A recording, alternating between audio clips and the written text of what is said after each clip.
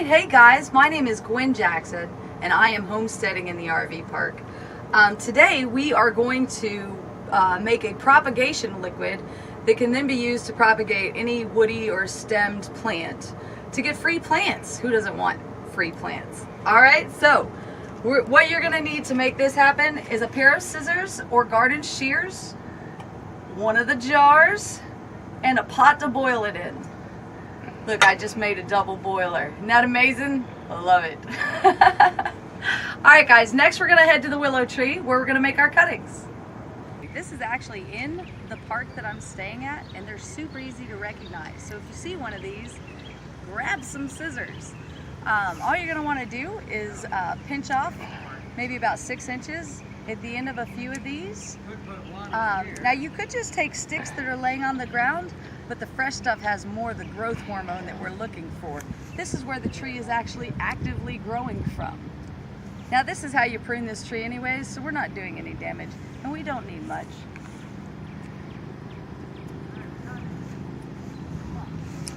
All right, there we go. I think that we have plenty. So we're gonna take these back to the kitchen and we're gonna get this to boiling. Guys, here we are in my kitchen, where what I'm doing with the branches that I've collected is I'm just pulling the leaves off.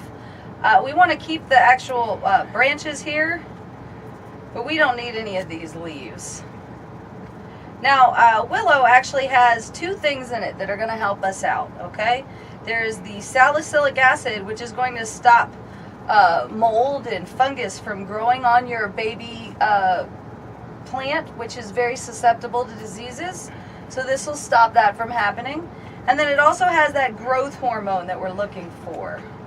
I've actually seen people do rootings with nothing but honey or an aspirin just to stop that growth, and the plant will actually do the rest on its own.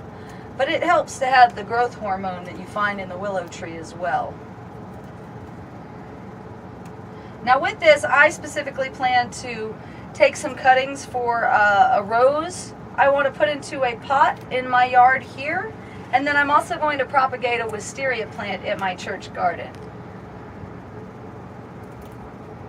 Alright, so once I have these done, we're going to skip ahead a little bit. I'm going to do the rest of them off camera. But we're just going to take a bunch and we're going to put them into this jar, but we just want to make them into little tiny pieces. So we're chopping it up.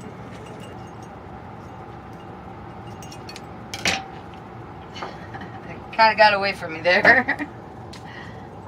Alright, now that we've got these done, we're going to add some water into here. Alright, let that float around. Then I'm going to put some water into here.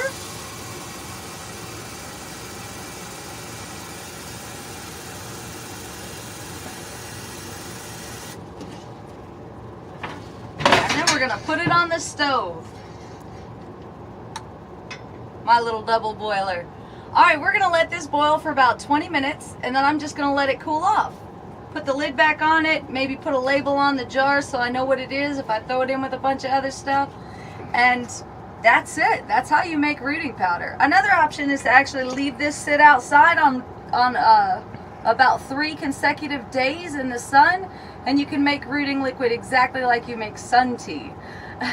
Alright, so if you don't have a stove, or you don't want to waste your gas or your electric to do that, you can do this totally for free. Alright, so that's it for rooting liquid. I really hope you guys will join us next week. I'm going to show you how to use this and how to make cuttings, put them in the ground, and keep them protected till they turn into plants. Guys, well, thank you for coming here today. I really appreciate it. Please click the subscribe button so you can make sure you get that next episode, and keep coming back. We're going to have a lot of fun.